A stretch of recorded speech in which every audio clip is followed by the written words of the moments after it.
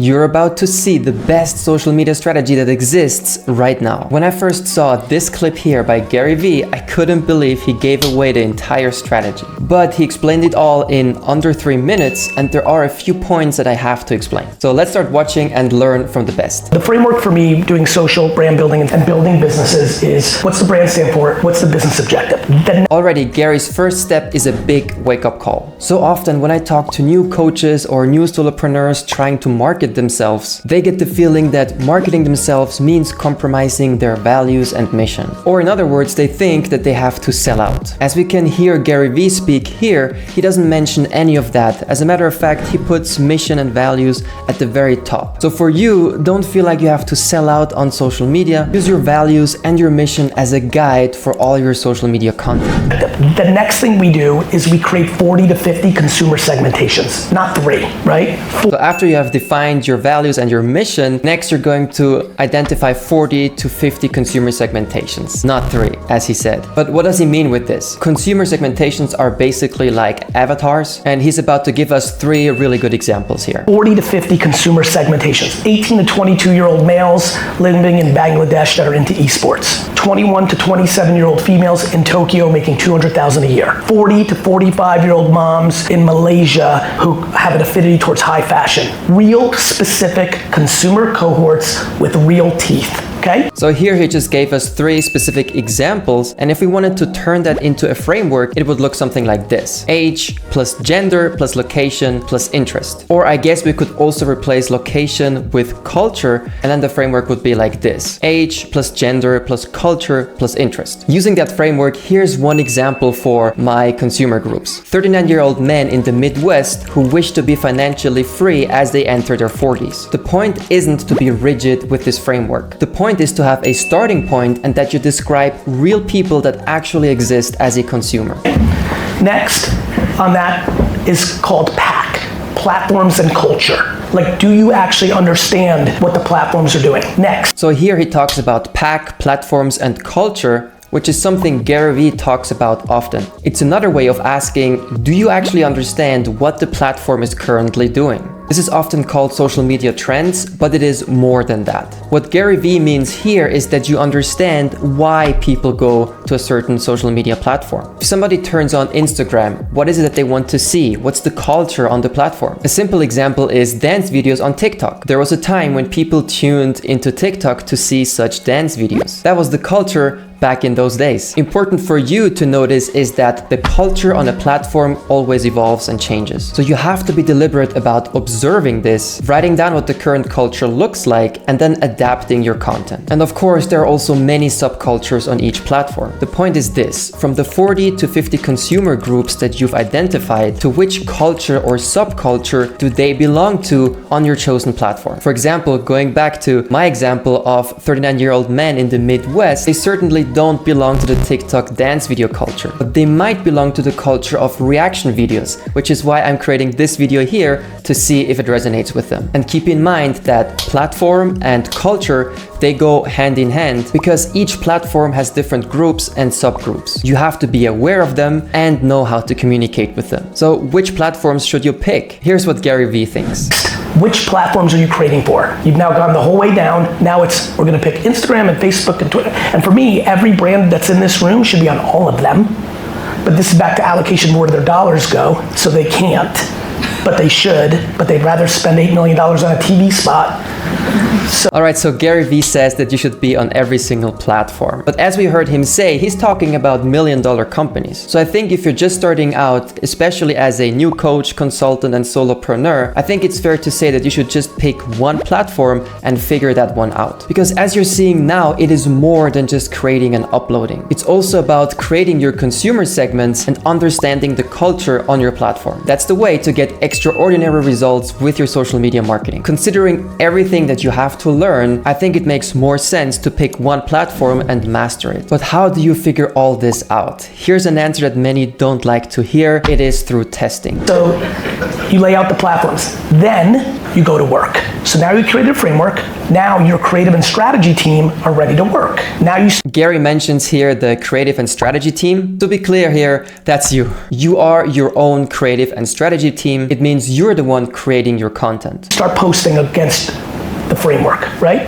You know what consumer you're going after. You know what you're trying to achieve in business. You know how the platforms work. So you know Facebook Reels is underpriced right now. You know that green screen headline creative is over-indexing on TikTok. You know.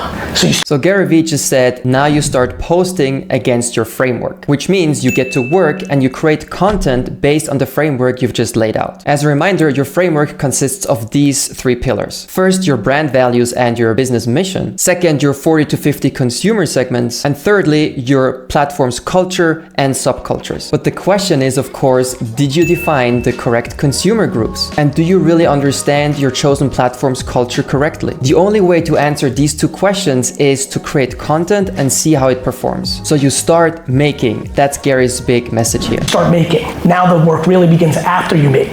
You have a person in your strategy team called a PCS, a post-creative strategist. Her and his job is to look at all the qualitative feedback. You have your analytics and media team look at the quant feedback, and you start making your machine smart, like a half-pregnant AI. The team gets smart through the work. Okay, let's unpack that real quick and translate it into simple English. First of all, the real work starts after you've been creating content. Why? Because only now will you be able to discover if you've targeted the right consumer groups and if you've understood your platform's culture. In Gary's world, there are 2 teams to do this work, the PCS and the analytics and media team. PCS, the post-creative strategist, looks at all the qualitative feedback. These are things like engagement, viewer retention, virality, consumer sentiment, and intent. In simpler words, you just verify if your content resonates with your consumer groups and their culture. It always comes back to the framework and testing your content against the framework. The analytics and media team looks for quantitative feedback, which means metrics in your business like traffic, conversion rate, click-through rate, opt-in rate, and so on. Again, for you as a new coach or consultant or solopreneur, you're the one doing all this work. You write down your consumer groups. You write down ideas to participate in your platform's culture. You're the one creating the content. You're looking at the qualitative and quantitative feedback and what you want to do next. And then you're the one deciding which content works and which content doesn't and what you can try next. And really the key takeaway here is that through this process, you become smart about your content. You start making your content machine smart, and the team, which is you, gets smart through the work. You don't get smart by researching and analyzing, you get smart through the work. I can't highlight this key takeaway enough. And the creative goes viral or over-indexes its norm, it becomes the brief for more efficient and effective work. This here is such an important part of the strategy. What Gary said is, if one of your content pieces overperforms, it becomes the brief for future content. One thing I have to point out here is how Gary uses his finger quotation marks when he says viral. Look, going viral doesn't mean that everyone has to see it. In this context, going viral simply means it's overperforming your average results by a large margin. That's why Gary uses the finger quotation marks, because it's not actually about going viral, it's about content that performs better. So now the virality based on the consumer sentiment and intent and truth becomes a proxy to your brief, not a strategist sitting in an office, going on Reddit for 4 hours, writing a brief. Again, this is such a crucial step to making this social media strategy work. When a piece of content overperforms or goes viral, it becomes the brief for more efficient and more effective work. And what did he mean about the strategist sitting in an ivory office writing a brief for 4 hours on Reddit? I think Gary doesn't want us to write a brief. I think he wants us to have high-performing content that is the brief. Do you see the difference? Or in other words, your best content becomes the template for future content. And then you keep refining your brief based on qualitative feedback. You're always looking for the next piece of content that performs better. Then you do that forever and ever and ever.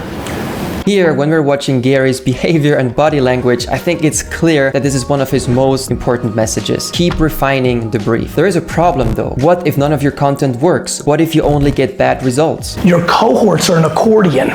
As you start getting affirmation that something's not working, you actually eliminate Malaysian moms 40-45 because you aren't finding affinity. You're creative. I like this mental image when Gary said your cohorts are in an accordion. If something's not working, you just eliminate that consumer group from your framework. Not because they don't exist, but because you're not finding affinity with them. This is super important here. The consumer may exist and they may be a great consumer group, but you're just not finding affinity with them. The team hasn't hit the mark. And look here how Gary points to his chest when he explains it and says, your creative team hasn't hit the mark. Look, it's just a reality that we don't connect with everyone. Some people resonate with us and some people don't. And that's okay. If you don't resonate with someone, that's okay. You want to find the consumer groups that do resonate with you. I think that's the point of this process. All right, let's listen to the ending here. On the flip side, while marketing to Indonesia gamers 13 to 15, you realize it's actually the female gamers 13 to 15 that are even more interested in the intent, and you create a new cohort to go there to double down on the truth of the consumer, not the audacity of the boardroom. So while creating content, you may notice that there's actually a different consumer group that resonates more with your intent. What you do then is you add that group to your framework, and then you double down on what works, or as Gary Vee calls it, the truth of the consumer. And if you don't know which social media platform to pick or which content to create, then you have to watch my content marketing series here, where I explain every content type and every platform. I'm Maurice from CreateGrowProfit. If you found this helpful, please like the video and subscribe to my channel. Thanks.